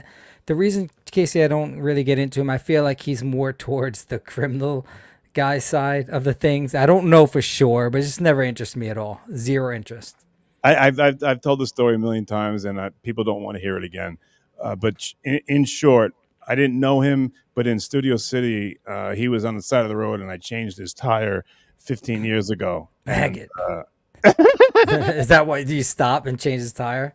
I did because he was looking for help. All right, but here here's another one right here. Matthew Schmellingsberger. All right, he's not a Jew. He's going up against Preston Parsons. Preston Parsons is a better wrestler than Matthew. Matthew is a guy that looks like. Did you ever see Deuce Bigelow, Vince? Yeah. Do you know the guy that had his fishy? You know the guy with the long hair? Yeah, sort of. All right. Well, that's what Matthew Schmellingsberger looks like. He's good. He's tough, but Preston Parsons is minus 104. That's going to be my pick right there, buddy. All right. Next All right. super chat. Any more? Super chat? Super chat. Yeah, how about, let me ask you, Fareed Barashat, submission artist, going up against Taylor Lapillis on short notice. Minus 280 on Fareed. Yeah, that's the correct. You like that one? Fareed, yeah, especially the short notice. Okay, so you'll take Fareed? Fareed's not on short notice, right? No, the other guy. The other guy is, yeah. Yeah, I'm with you. I'm with you on that. Okay. Here is a gimme. Gene Silva minus 850 going up against Weston Wilson. He might as well be going up against me or you, Vince. Yeah, I didn't look at to see like why that odds were so far apart, but I haven't looked at either fighter. I don't know either fighter, but something must be up. Right. So here's what people Are those guys or girls, by the way? Because when I was reading, no, seriously. No, they're guys. They're guys. Okay. Yeah, and for people, you never want on a UFC fight. Doesn't matter who's fighting. You never want to lay 850 because anything can happen. These are two grown men, and anything can happen. So what you're going to look for is you're going to look for maybe a KO in the first round, and that's what I think is going to happen. Vince, I don't mind laying 850 to win 100, so I would go. Well, that's when you got Vince money. Oh. But no, for real, is that a real thing? You'll put. Oh yeah, I don't even think that it's 850 anymore. It's probably even higher. I think it's around 1100. No, I'm looking at it right now. It's minus 850. And now I remember how I used to torment you. I used to, because when you were at Shuli's show, I saw that you were on FanDuel. So then I would super chat in that I would say that my boyfriend works at FanDuel. I would super chat as a girl, and I say you were down like 34,000, and you would get so pissed. No, you would. If that's true, that's illegal to have access. Isn't that illegal to have access to my information? Yeah, a vintage dry fucking you. But yeah, it's like what. I was pissed that you were looking at what I was doing before I was going on stage. You didn't know that I was. You didn't really know me then. No, you were sitting there, and I hadn't been on stage in years, and I had a folder, and I was about to go on, and you were fucking hazing me. You were like, he went up there with a folder, and he put it down. He didn't take the microphone out, and after, but not before. I wouldn't fuck with you before. What was in that folder? Casey came up to perform at the Pottstown debacle, and he had like a trapper keeper, and he did like a big marker and all these flyers. Yep. Yeah, no, it had one word of a bit that I should know after fucking 20 years, and I really didn't need it, but it's what do they call it's a safety, what do they call it, Vince? What's that? Yeah, I get what you're saying, like a safety blanket or something. Yeah, that's what it is. Yeah. Hang it. Especially fuck you. Just remember the damn word or get on with it. I know. You know. Okay, so we got just three more fights here. Okay, there's okay,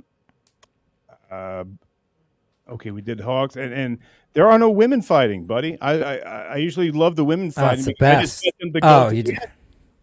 I thought we don't want cards with girls on them. No, I like it, man. I'm kidding. They'll go to the end, right? Usually. Yeah, generally speaking. Do a decision. Yeah. You know? Felipe Burns versus Vaughn. We did that one. Nolan versus Mata. Okay, that's one I'm going to need your help on, Vince. Even if you don't know those two, just give me a pick on that one. Well, do we know the skin colors of each? Mata is black. Tom is white. And you don't know the ages there, or do you? They Mata is up around like 35, and Nolan's in his 20s. The white guy in his 20s or black guy? Yeah, white guy in his 20s. Yeah, I'll go with that guy then. I think this new generation is not scared like we are or we were. Dude, great talking point. Great talking point. These guys, I had no idea that would pick you up so much. No, why? Dude. These guys that are coming in now, that are 23, 24, 25, going up against some of the old dogs, maybe a 35, 36, they're coming in with the same almost ring experience as these older guys. And you don't think that would happen, but since the game has changed so much, where you got to be well steeped in every part of martial arts, the younger guys are coming in able to compete with the older guys. It's at least how I feel. Yeah, it's 100% accurate. Have you ever seen anyone come in and they say that his discipline is Wing Chun? What? I'm just asking. Well, because I know that the Chinese were very jealous of the American penis. So Yeah. they had these wood things.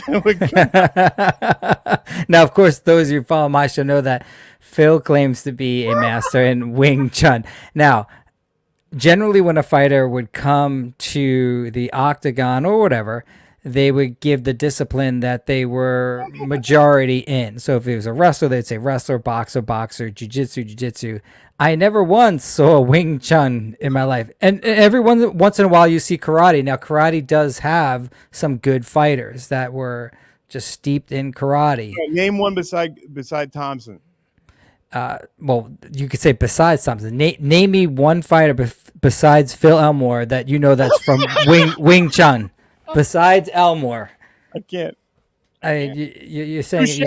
Touche. The Asian dude was the karate. He's Young Sing Dong? No, in his 40s. No, older.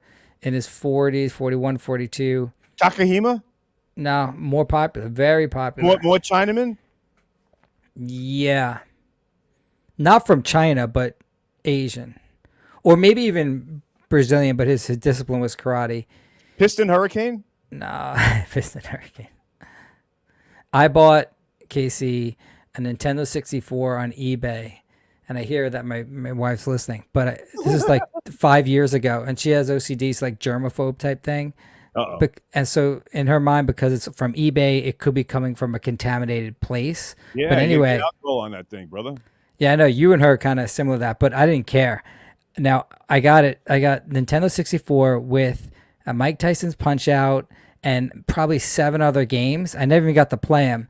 She took it and she threw it. She put it next to a garbage can. She said in New York City. So somewhere out there, someone got a. Can you imagine opening up a box with a Nintendo 64 wrapped with? I wanted to play Mike Tyson's Punch Out so bad. You wanted to go up against Glass Joe and just beat him like 10 times. Yeah. I mean, that was our whole life back then. Right. And I was about to relive it. Where did you meet Miss and Bessie? J-Date. But you're not Jewish. No, I know. I was only on for about like 2 weeks. But at this time, like, internet dating was not that as prevalent as it is now. Like, I don't think, my wife and I were talking about this the other day. Does anyone meet in real life? No. Right? So it's all apps now, all websites? Or you're, it's an arranged marriage or something. I don't know. Yeah. And it's interesting. So like, how is Grindr as an app? Is it good? I don't know what that is. I think that's the one where you just hook up. Grindr, yeah. I know, it is. No, I think it's a gay one. Is that gay? Are you trying to get me? Dude, I'm not on any of them. Yeah, you're on Grindr. Wait, have you ever been on a dating web app? The answer is yes. I could see your eyes. 5 years ago, I was on. I think tried Bumble. I think. How was it? Nobody was who they said they were. They were guys that just wanted to fuck around, and then after that, I said, you know what, I'm okay. I'm okay by myself. I don't. Wait, so when you were on Bumble, you weren't obviously looking for guys. Were there times where they were Bumble for guys? No, because you just said guys. No, that's Grindr. I think Grindr's for guys. No, I know, but you just said that the guys were not. Oh, maybe that was a Freudian slip. Yeah. But you meant the girl. Yes. No, I know. It is so crazy because the girls, from what I remember, a lot of them didn't have, their picture was one thing. In real life, they were someone else. Right. And I get that, but like it's probably better to do the opposite if you're a girl. Not have such a great picture, but then in real life. Let the person be surprised. I say this, I tell my wife all the time, like, there's never been a couple in history where a guy has been worn down by an ugly girl. But no, seriously, if you think about it, but a guy can wear a girl down. That's pretty. Like, you can wear a girl. You don't have the problems that non-good-looking guys have. But like, if you're persistent enough, you can get a girl that's better looking than you. But it never works the other way around. Vince, that's a great way of thinking. But these days, I believe that women are very quick to find a creep and to find someone who, where you used to be able to try, you used to be able to persevere, and like you said, wear them down. Now, right away, you are a trier too harder. Let's move to the guy who doesn't want me.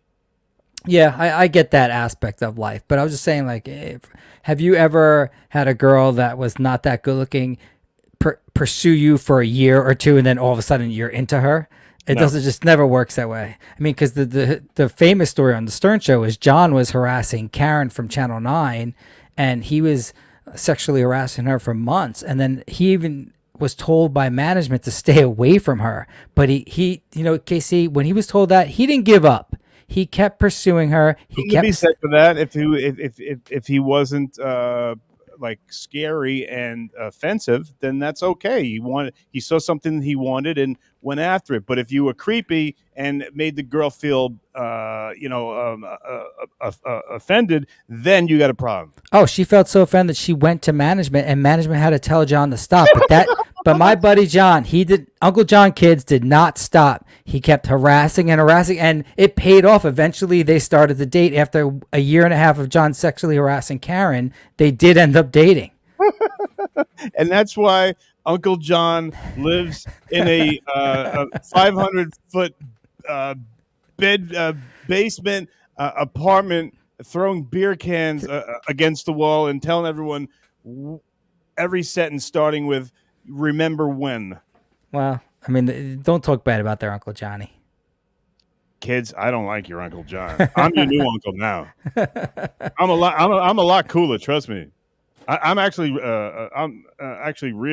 I'm a loser, but I'm real. Yeah, that is true, kids. He's real. No, he's not a loser. He's real. All right, man. Are we out of here? Yeah, we're gone, man. Hey, all right, man. Thanks this for doing fun. that, man. Thank Hey, you. I hope everybody. Oh wait, you got two more. Good. Hey, Chip Chippison goes, KC, you dropped something. Can you pick it up for me? Are you Jim Florentine? Did I drop the condom? I don't know. Yeah, I'll let me look here. Tom Easy, Vince, you're a little slime ball. Ha ha. Okay, that's true. All right. And Tom Easy, Casey, can you get Chuck Zito on the show for an interview? No, I don't know. Yeah, I did drop a. See, kids, those water balloons. Yeah, this is a balloon. You fill it with water and you throw it at your friend. But I haven't seen Chuck in a while. Your dad knows Chuck. He goes to all the fights, doesn't he? Yeah, me. KC, it's weird. I tell a story a lot, but he'll go to even the non-UFC fights. If they're in Madison Square Garden or wherever, he walks in, and I watch this because I always want to know about the technicality of what goes on. He doesn't have a ticket. Somehow he gets into the venue. That I never see, but I do see him. He walks right down to the front, and it's not a pompous thing. They're escorting him to it. They bring out folding chairs, and now he's sitting in front of me, and I bother the shit out of him. I mean, he wants to kill me. He doesn't like know me personally, but every time I see him, I annoy him, obviously. But he doesn't come around, like he doesn't laugh at the end. You know, like you were in anger mode. He never leaves that with me. Wow. The last time I saw him, we were at the weigh-ins for. When that small Asian girl was fighting, she lost. That's Zan.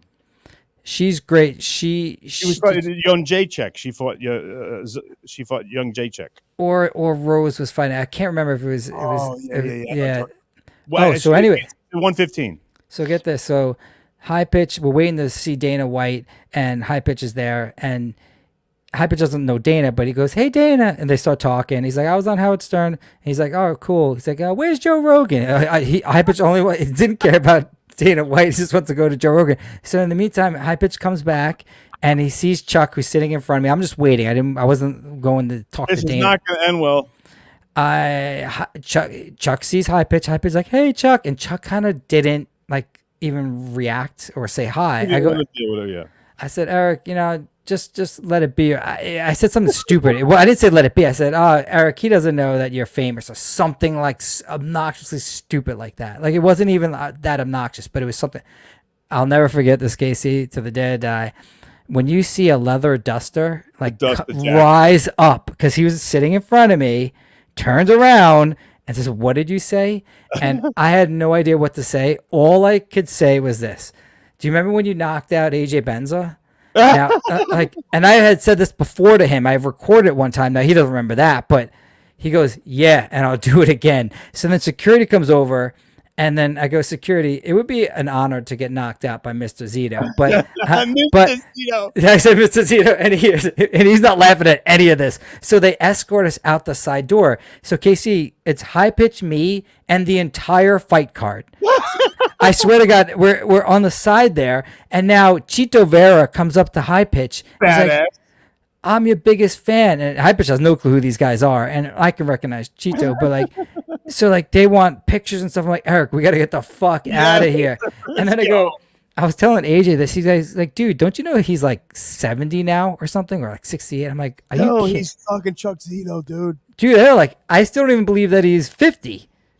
Right. If you see a leather duster, it's not even that. It's just like the mystique and everything behind them. I mean, I don't truly think at this point in my life, I believe I could take someone like him, not him. Someone like I didn't want to say any of this. Like, I want you to rethink that one. Yeah, I would say it, but like, yeah, actually, what the fuck am I doing? Because like, no, you're talking about like at this stage in life, we should be able to. Yeah, and I can't. He's a specimen. He's a specimen. He's just built differently. Yeah, I know. That's what you're saying. That's exactly what I'm saying. Yeah. So yeah. So with that, we were finally able to get out of there. But isn't it weird that Chito Vera? Where is he from in South America? I thought he was from Mexico. No, he was from further south. But either way, he's a huge Howard Stern fan. Really? Yeah, I don't think he speaks English as his first language, too. But, going back to one thing you said about Chuck is that Chuck is probably 210, 215, 220. They say the last thing to go is your power. That's why a 42-year-old, a 44-year-old, I'm talking about the guy from Oregon, the wrestler from Oregon, and I'm talking about the guy from Brazil. I'm sorry, I'm blanking out. But two champions in their 40s at 205 or 250. But that's once that speed goes at 155 or 170, you are really playing with fire if you're still going to go fight. Yeah, so he's 70 now, so he's probably like 67. I mean, he can collect Social Security, and I couldn't wait to get the fuck out of there, dude. Like, I was like, I don't give a fuck. Get the fuck out of here, yeah. Yeah, and I would feel the same way. But Herschel Walker at 48 looked better than me or you would ever look in our lives at 48, and he won the two fights. You would think he was 26. So there are specimens. Chuck Zito happens to be one of them. Yeah, and more like that he's willing to throw that first punch. Yeah. And yeah, that's critical in any type of street fight. Yeah. Who knows how that would have transformed over to UFC. I mean, it would be a whole nother issue. No Either doubt. way. So are you leaving tomorrow? What are you doing? Yeah, so tomorrow. You didn't see that he's got earrings on. Okay. Because his name is Fudgy. But tell me what's going on tomorrow. You're going so, up to yeah. Although I got a text from High Pitch yesterday, he's like, "Oh, I can't go." Then today's like, "Oh, my shoulder hurts," because he has shoulder surgery. I said, "Dude, you're going. I don't care." Like, so picking him up, and then we'll go up to Poughkeepsie, and then we'll be back Sunday. I'm hoping to get some good video for the channel. Taking a flatbed? No, I'm not taking a flatbed. All right, man. I will see you. We'll text during the fights tomorrow. Vince, tell everybody about your channel right quick. Yeah, so Vince the Lawyer, Monday, Wednesday, and Friday live at noon. Nice. Great show. Vince, Have fun. Let me know what's going on. Everybody, that's Vince the Lawyer. Great guest. Thank you so much. Sorry about being late. Vince the Lawyer, everybody. And I think we got everybody in here. I'll have Fudgy the fireman, Fudgy the big fairy fireman. I'll have him dialed in better next time. He'll still have a condom on his nose, but everybody, thank you so much for your generosity. You guys were so cool. Enjoy the fights tomorrow. Stay safe. I love you guys. Oh, and nice. Nicey nice. Nice. Everybody's saying hello.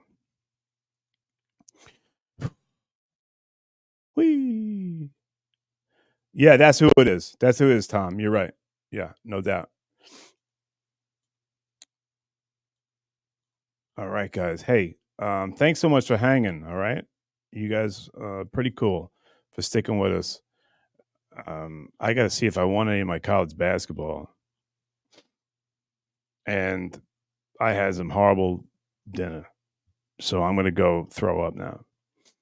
All right. I love you guys. And once again, shit, I had videos for you. All right. Let me just I'll give you one on the way out. Okay. It's only a minute and a half. Amstel. De Amstelhaven of zo. Ja. Naar beneden. Ja. Ja. Oh. Kunnen we beginnen? Ja. Ben je er klaar voor? Ja. Ja, hallo en welkom bij Tina TV. Iedere week weer een kijkje in de showbiz. Deze week gaat het misdaad worden met niemand minder. Ik ben blij dat hij er is. John van de Heuvel. Hey John, leuk dat je er bent. Waar ik benieuwd naar ben, wat vind jij naast jouw eigen programma nou de beste misdaadprogramma's op televisie? Gaat het goed, Tina? Ja. Jawel. Oké. Ja? Ja, zeker. Ja? Pakken we even die beginprestatie, is goed. Je pakt die laatste vraag maar even op. Ja. Oh, sorry. Ja. Oké. Niemand minder dan John van de Heuvel. John, hi. Mijn eerste vraag aan jou. Wat vind jij nou naast jouw eigen programma de beste misdaadprogramma's op televisie? Ja, dat is toch het programma wat eigenlijk al jarenlang op de Nederlandse televisie te zien is. Het programma van Peter R. de Vries. Ja. Dat is natuurlijk een beetje concurrent van me, maar ja, op zich... Ja? Oh, jongens. Nou. Ik heb een ongelukje. Ik ben... Oh no, it doesn't.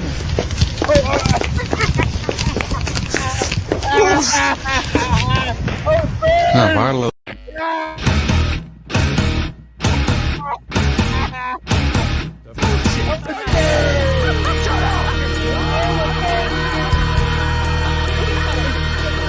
I'll give you a 9.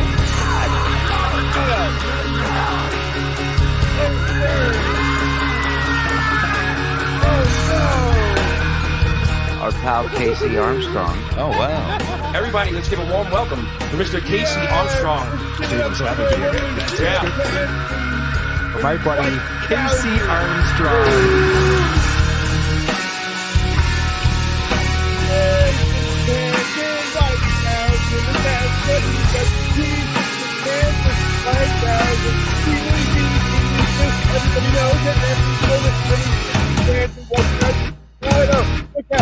He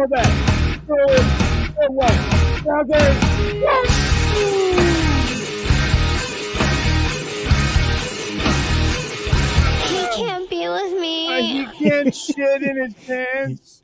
Okay. Okay. Good night, guys. Love you.